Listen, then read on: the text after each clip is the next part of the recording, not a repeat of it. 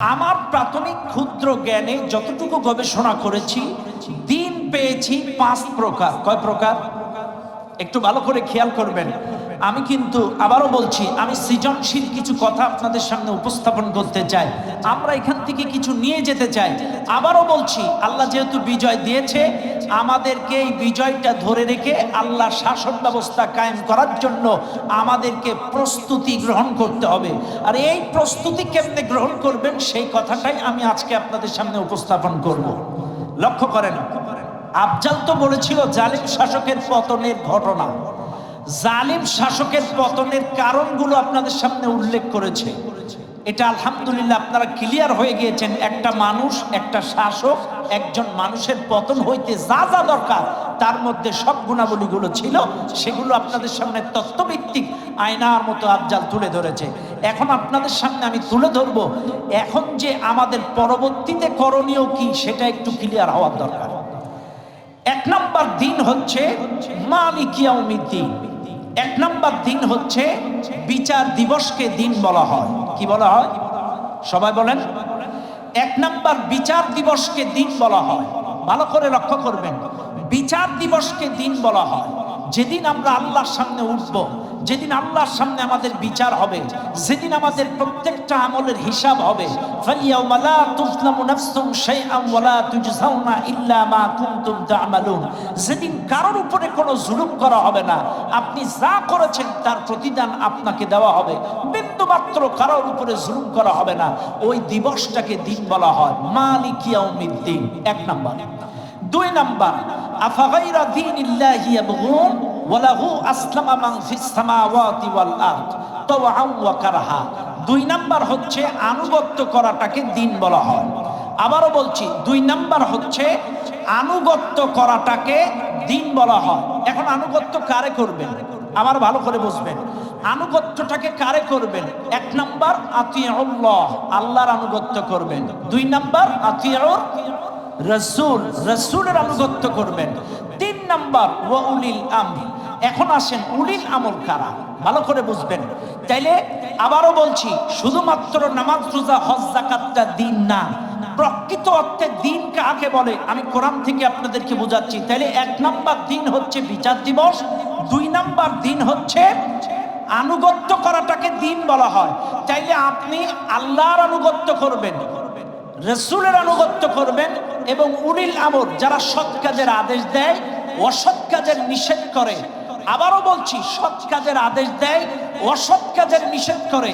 কিন্তু আজ বাংলাদেশে ম্যাক্সিমাম জায়গায় লক্ষ্য করে দেখবেন, সৎ কাজের আদেশ দিয়েছে কিন্তু এত অসৎ কাজ 17 বছর ধরে হয়েছে।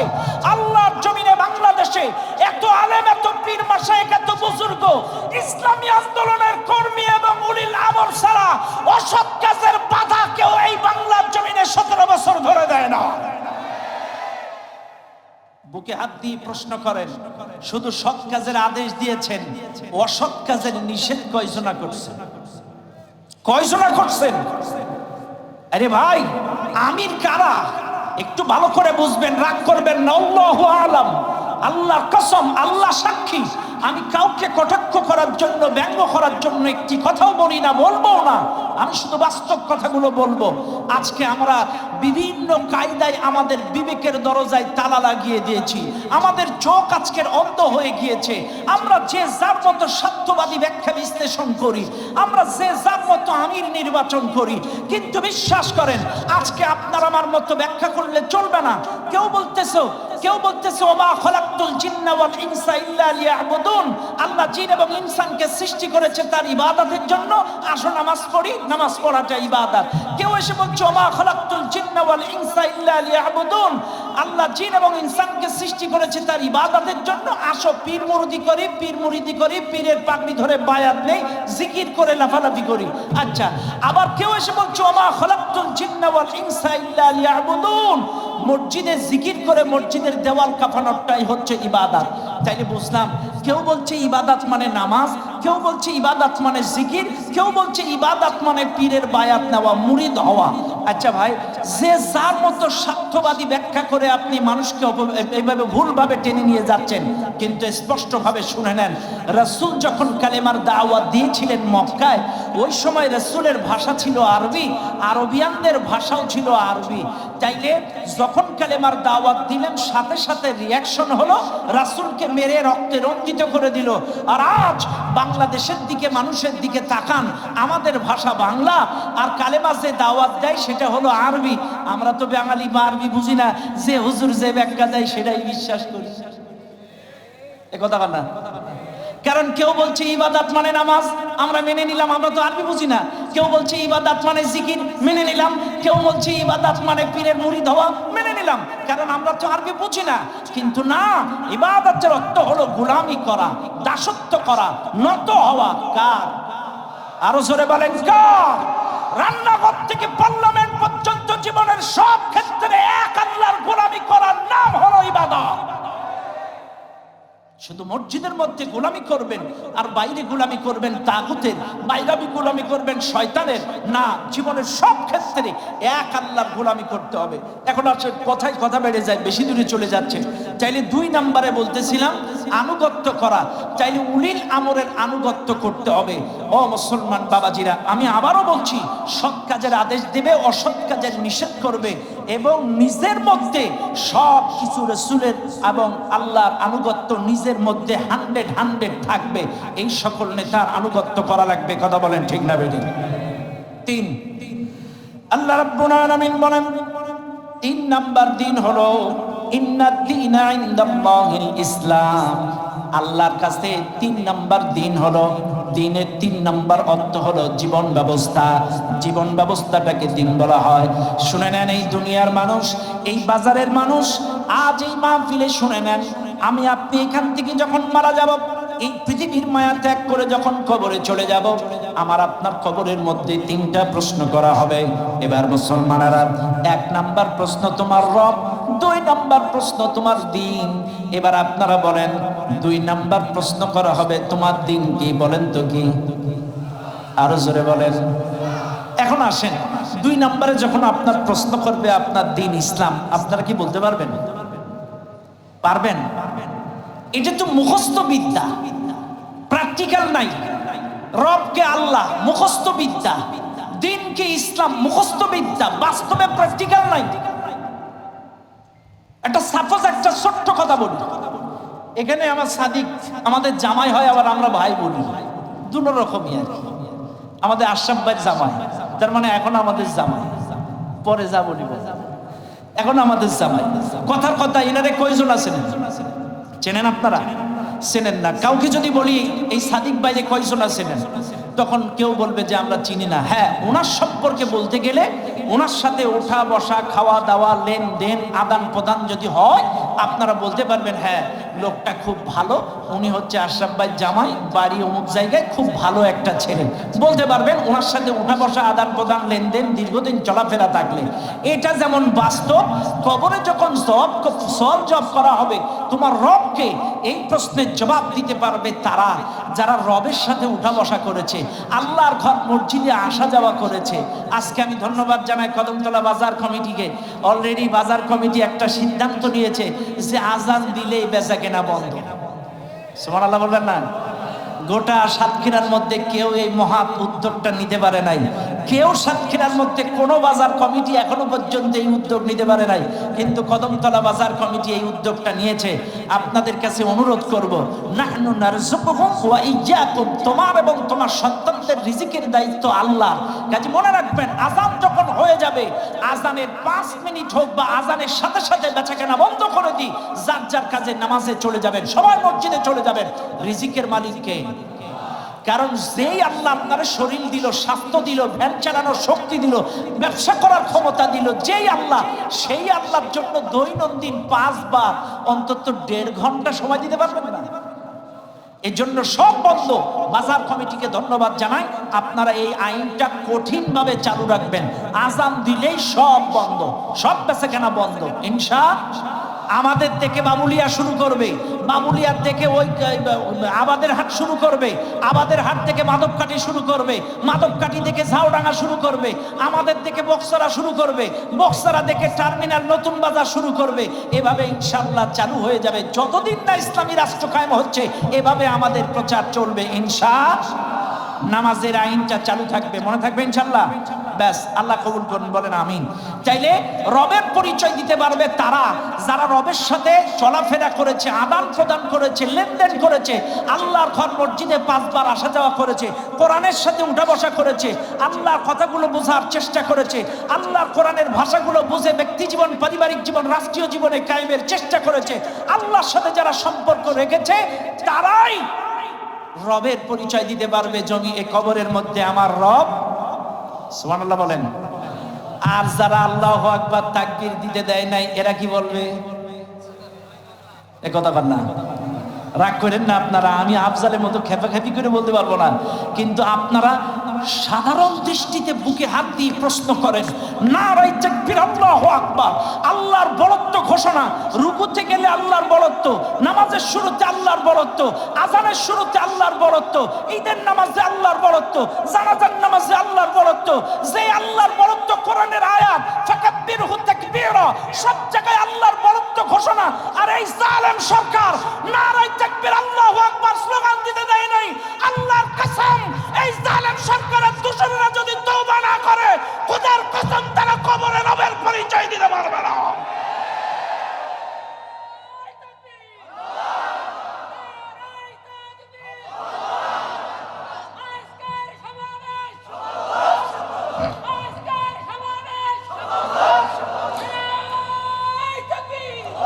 কারণ আল্লাহু আকবার স্লোগানটা তারা সহ্য করতে পারে নাই। কাজে আল্লাহর নাম যে লোক সহ্য করতে পারে নাই, এ কবরে কি করে বলবে আর আল্লাহ? ওর জবানে যেটা ও সহ্য করতে পারে সেটাই বাইর হবে। এ কথা না কেন? ও যেটা আমল করেছে, যেটা সহ্য করেছে, কথা। আমি কিন্তু প্র্যাকটিক্যালের কথা বলছি, সবার মুখস্থ আছে, কিন্তু যার যা প্র্যাকটিক্যাল আছে বিপদে পড়লে এটাই বাইর হবে। ওই দেখবেন কেউ যদি হোঁচট খায়, কেউ যদি সাপের সামনে পড়ে, যার আমল ভালো সে ওরে আল্লাহ, আর যার আমল খারাপ ওরে মা, কথা কেনা, মায়ের নাম, বাবার নাম, এর নাম, তার নাম, কিন্তু প্রকৃত অর্থে যাদের আল্লাহর আমল, যাদের আমল ভালো, তাদের জবান দিয়ে কার নাম বাইর হয়? সময়, স্থান, কাল, পাত্রে কখনো ইন্না লিল্লাহ, কখনো লা হাওলা ওয়ালা কুওয়াতা ইল্লা বিল্লাহ, কখনো আল্লাহু আকবার, কখনো সুবহানাল্লাহ, কখনো আলহামদুলিল্লাহ। আর আমাদের এক নেতা ছিল, কথায় কথায় ইচ্ছা বলতা কথা না, তাইলে ওরা ওর জবান দিয়ে কি বেরোবে? আবার হাজী সাহেব ছিল, আল্লাহর মায়, আস্তাগফিরুল্লাহ। আমার ভালো মনে আছে, এই পাশে একটা দোকান উদ্বোধনে, সম্ভবত এই যে কাপড়ের দোকান, ওই পাশে রবি ভাই যখন ওই মার্কেটটা করে বেকারি ভেঙে, রবিউল বেকারি মার্কেট ভেঙে যখন ওই মার্কেট করে বেকারি ভেঙে, তখন একটা দোয়া অনুষ্ঠানের আয়োজন করছিল, আমারও দাওয়াত দিছিল। আল্লাহর কি ইচ্ছা, ইজ্জতের মালিক আল্লাহ, আমরা সব নিচে বসে আছি, নেতা এসে চেয়ারে বসবে, টাস করে চেয়ার ভেঙে বসে পড়ে গেছে, টাস করে চেয়ার ভেঙে ভাইয়ের হাত কেটে গিয়েছিল। এমন জোরে, ওখানে মসজিদের ইমাম সাহেব ছিল, আমি ছিল, আরো বড় বড় দাড়ি ফাঁকা মুরব্বি, এচ্ছাবাল বলে যা গায়ে চেয়ার কা, এচ্ছাবাল বলে গালি দিয়ে উঠলো ওই মিলাদের মধ্যে। এই জায়গাটায় আমার ভালো মনে আছে, ওই যে রবিউল ভাইয়ের বেকারি উদ্বোধনীতে। এই জন্য আমি প্র্যাকটিক্যালের কথা বলছি। বাইরে আপনার প্র্যাকটিক্যাল যদি সুবহানাল্লাহ, আলহামদুলিল্লাহ, আল্লাহু আকবার হয়, আপনার কবরে জবান দিয়ে বাইরে হবে আমার রব, আমার রব। এবার আসেন দিন, তোমার দিন কি? ইসলাম। এবার আসেন, আপনারা বুকে হাত দিয়ে বলেন, আপনার ব্যক্তি জীবনে ইসলাম আছে, পারিবারিক জীবনে ইসলাম আছে, রাজনৈতিক জীবনে ইসলাম আছে, সামাজিক জীবনে ইসলাম আছে। গোটা জিন্দেগিতে যদি আপনার ইসলাম থাকে, আপনি কবরে জবাব দেবেন আমার দিন। আরে জোরে বলেন না সুবহানাল্লাহ। আর যদি জীবনের কোথাও ইসলাম না থাকে, আপনার অর্থনীতিতে ইসলাম নাই, আপনার রাজনীতিতে ইসলাম নাই, আপনার পরিবারের মধ্যে ইসলাম নাই, আপনার গোটা জিন্দেগিতে কোনো জায়গায় ইসলাম নেই, আপনি কি করে বলবেন কবরে আমার দিন ইসলাম? ইসলাম শব্দটা তো বাইর হবে তখন আপনার পারিবারিক জীবনে যদি ইসলাম থাকে, রাজনৈতিক জীবনে যদি ইসলাম থাকে, আপনি যদি ইসলামী রাজনীতি করে থাকেন, আপনি যদি অর্থনীতিতে ইসলাম মানেন, গোটা জিন্দেগিতে যদি ইসলাম থাকে, আপনার জবান দিয়ে বাইর হবে আমার দিন। আর ব্যাখ্যা বিশ্লেষণ দেব না, ব্যাস। তাইলে 1 নম্বর বিচার দিবস, 2 নম্বর দিন আনুগত্য, 3 নম্বর দিন জীবন ব্যবস্থা, 4 নম্বর দিন হলো রাষ্ট্রীয় আইন। 4 নম্বর কি? এতদিন এটা শুনছেন আপনারা? এটা কেউ ওয়াজ করেও না, এটা কেউ ওয়াজ করেও না। বলবে হুজুর নামাজ ইসলাম জানি, রোজা ইসলাম জানি, হজ ইসলাম জানি, আইন আবার ইসলাম হবে, আইন হবে, এটা ইসলাম হবে কেন, দিন হবে কেন? কিন্তু শোনেন কোরআনের আয়াত, যখন মুসা আলাইহিস সালাম ফিরাউনের রাজ দরবারে দাওয়াত দিতে গেল, কখন ভালো করে বুঝেন, মুসা আলাইহিস সালাম যখন গোটা মিশরের অলিতে গলিতে চতুর্দিকে দাওয়াত দিচ্ছে, তখন আল্লাহ বলছে মুসা শুধু নরমালি এখানে ওখানে দাওয়াত দিলে চলবে না, একটু শক্ত জায়গায়ও দাও। কোন জায়গায়? এখন মুসা আলাইহিস সালাম এই পৃথিবীতে যত নবী আসছিল সবচাইতে আল্লাহর সাথে বেশি কথোপকথন হয়েছে। মুসা আলাইহিস সালাম বলছে আল্লাহ বিষয়টা বুঝলাম না, একটু বুঝাই কও। তখন বলছে দেখ তুই তো পাড়া মহল্লায় গ্রামে গ্রামে দাওয়াত দিচ্ছিস, এর চাইতে শক্ত যাওয়া হলো ফিরাউনের সংসদ, এখানে একটু যাও। এইবার মুসা আলাইহিস সালাম চলে গেল, যে বলছে ফিরাউন সব দতাদর্শ ছেড়ে দাও, লা ইলাহা ইল্লাল্লাহ মেনে নাও। এই কালেমার দাওয়াত যখন ফিরাউনের সংসদে দিল, আমি আবারও বলছি শুনে নেন, আজকের কালেমার দাওয়াত শুধু নরমাল জায়গায় দিলে চলবে না, শক্ত জায়গায়ও দিতে হবে। এখান থেকেও আমাদের শিক্ষার দরকার আছে। আল্লাহ কিন্তু মুসাকে বলেছে মুসা গোটা মিশরের সব জায়গায় দাওয়াত দিলে চলবে না, একটু শক্ত জায়গায় দাওয়াত দাও। মুসা চলে গেল ফিরাউনের সংসদে। আজ আমার দেশে যারা যে বা যাহারা বলে আমরা কোনো দলবাড়ি করি না, শুনে নেন, তাইলে আল্লাহ মুসারে সংসদে যাইতে গেল কেন? এ কথা কর না। যত নবী এসেছে প্রত্যেকটা নবী শাসন ক্ষমতা চেয়েছে। রব্বি আদখিলনি মুদখালা সিদকি ওয়া আখরিজনি মুখরাজা সিদকি ওয়াজআলনি মিন লাদুনকা সুলতানান নাসীরা। আল্লাহর কাছে শাসন ক্ষমতা চেয়েছে, বিচার ব্যবস্থা চেয়ে নিয়েছে। আর আজকে এরা বলে আমরা এগুলো চাই না। আমি আপনাদের বিরোধিতা করি না, কিন্তু কোরআন বুঝাচ্ছি, যারা বলে আমরা এগুলো চাই না, আমাদের ক্ষমতার লোভ নাই, এটা সম্পূর্ণ কোরআন বিরোধী, কোরআন বিরোধী, কোরআন বিরোধী। কারণ মুসা নবী সংসদে দাওয়াত দিয়েছে, ইব্রাহিম সংসদে দাওয়াত দিয়েছে, আল্লাহর নবী আমার আপনার নবী ফিরাউন আবু জাহেলের সংসদে দাওয়াত দিয়েছে, দারুন নাদওয়ায় দাওয়াত দিয়েছে। লক্ষ্য করেন ফিরাউন যখন গেছে দাওয়াত দিতে সংসদে, এইবার ফিরাউনের মাথা খারাপ। ফিরাউন বলছে এর এত বড় স্পর্ধা এই জায়গায় চলে আসছে, আমারে ছেড়ে দিয়ে ওরে হত্যা করব। কোরআন বলছে ওয়াকালা ফিরাউনু যারুনি আক্তুল মুসা, আমারে ছেড়ে দাও আমি মুসাকে হত্যা করব। আক্তুল মুসা, হত্যা করব। কেন হত্যা করব? ইন্নী আখাফু, আমার ভয় হয়, আই ইউবাদদিলা দীনাকুম আও আই ইউযহিরা ফিল আরদিল ফাসাদ, আমার ভয় হয় মুসা দেশব্যাপী ফাসাদ সৃষ্টি করে আমার আইন পরিবর্তন করে আল্লাহর আইন কায়েম করতে পারে। এটা সুবহানাল্লাহ বলেন। এইবার আপনারা কাটাই কাটাই মিলায় নেন, মুসা যখন গোটা মিশরে দাওয়াত দিয়েছে কেউ মারে নাই, যেই সংসদে গেছে সেই মায়ের। আজকে এত পীর, এত মাশায়েখ, এত বুজুর্গ বাংলাদেশে কেউ মায়ের খায় নাই, যে হুজুর কটা সংসদে গেছিল মায়ের কিন্তু ওরাই খাইছে। কথা কন না কেন? কারণ কোরআনের আইন অনুযায়ী ওদের ভয় ছিল ইন্নী আখাফু আন ইউবাদদিলা দীনাকুম আও আন ইউযহিরা ফিল আরদিল ফাসাদ। এই গোলাম আজম, এই মতিউর রহমান নিজামী, এই শহীদ, এই হুজুরগুলা যদি এই জায়গায় থাকে, চাইলে এরা আল্লাহর আইন কায়েম করে ফেলতে পারে। এই জন্য দফায় দফায় একটা একটা করে মিথ্যা অপবাদ দিয়ে হত্যা করেছে। কথা বলেন ঠিক কিনা? এ ভাই রাগ করেন না বাপ, আমি কারোর বিপক্ষ বলি না। চরমনায় পীর সাহেব হুজুরকে সম্মান করি। এই ছাত্র আন্দোলনে চরমনায় পীর সাহেব হুজুরের যে ভূমিকা, এটা অতুলনীয়, ভোলার নয়। চরমনায় পীর সাহেব 50 বছর তার গায়ে কেউ হাত তোলে নাই, কিন্তু যখনই তিনি নির্বাচনে গেলেন মেয়র ইলেকশনে, তখনই হুজুরেও মাইরে নাক ফাটাই দিছে। এ কথা না, রাগ করবেন না, আমি কিন্তু বিরোধিতা করছি না, আমি শুধু বুঝাচ্ছি যখনই আপনি দাওয়াতটা ওই সংসদ লেভেলে যাবেন যে এটাও, তখনই ময়। কারণ কি? কারণ ওরা জানে এই হুজুররা এই জায়গায় আসলে দুর্নীতি করবে না, এই হুজুররা এই জায়গায় আসলে ঘুষ খাবে না, এই জায়গায় আসলে এরা অসৎ কামাই করবে না, মানুষকে অন্যায় বিচার করবে না। আলী হাসান মুজাহিদ, শহীদ মতিউর রহমান নিজামী একটা টাকা তাদের আমাদের কাছ থেকে কোনো দুর্নীতি পায় নাই। মঈন ফখরুদ্দিন আমলে দূরবীন দিয়ে যাচাই করেছিল তাদের দুর্নীতি আছে কিনা, একটা টাকার দুর্নীতির প্রমাণ দেখাইতে পারে না। এজন্য তারা চিন্তা করেছে এই পীর সাহেব চরমনাই হুজুর যদি সংসদে আসে, এরা যদি সংসদে আসে, তাইলে আল্লাহর আইন কায়েম হয়ে যাবে, আমাদের দুর্নীতি বন্ধ হয়ে যাবে, কাজে এদেরকে মারো। চরমনাই পীর সাহেব হুজুরকেও মেরে নাক ফাটাই দিচ্ছে। তাইলে বোঝা গেল কি, এতদিন মারে নাই, যেই সংসদে গেছে মার। কেন মার? কারণ ফিরাউন বলেছিল ইন্নী আখাফু আন ইউবাদদিলা দীনাকুম আও আন ইযহিরা ফিল আরদিল ফাসাদ। তাইলে এখান থেকে আমরা বুঝলাম রাষ্ট্রীয় আইনটাও দিন। কি বুঝলাম? এবার আপনি বুকে হাত দেন, বিচার দিবসটাকে দিন মানেন, আপনি আনুগত্যটাকে দিন মানেন। ওমা উমিরু ইল্লা লিয়াবুদুল্লাহ মুখলিসিনা লাহুদ্দিন, একনিষ্ঠ ইবাদত করাটাকেও দিন মানেন, কিন্তু রাষ্ট্রীয় আইনটাকে কয়জনাই দিন মানেন? এ কথা না, রাষ্ট্রীয় আইনটাকে কয়জনা দিন মানেন? বুকে হাত দিয়ে জবাব দেন। কারণ যে বা যারা রাষ্ট্রীয় আইনটাকে দিন হিসেবে গ্রহণ করবে না, তাদের ঈমান থাকবে না। কারণ আল্লাহর কসম, একটা সমাজ, একটা রাষ্ট্র, একটা দেশ আইন ছাড়া কখনো পরিবর্তন হতে পারে না। আমার রাসূল কোরআন দিয়ে 13টা বছর চেষ্টা করেছিল মক্কার সুদকুর শিরক বিদআত পরিবর্তন করার। রাসূল 13 বছরে 88টা সূরা দিয়ে মক্কার প্রেক্ষাপট বদলাইতে পারে নাই।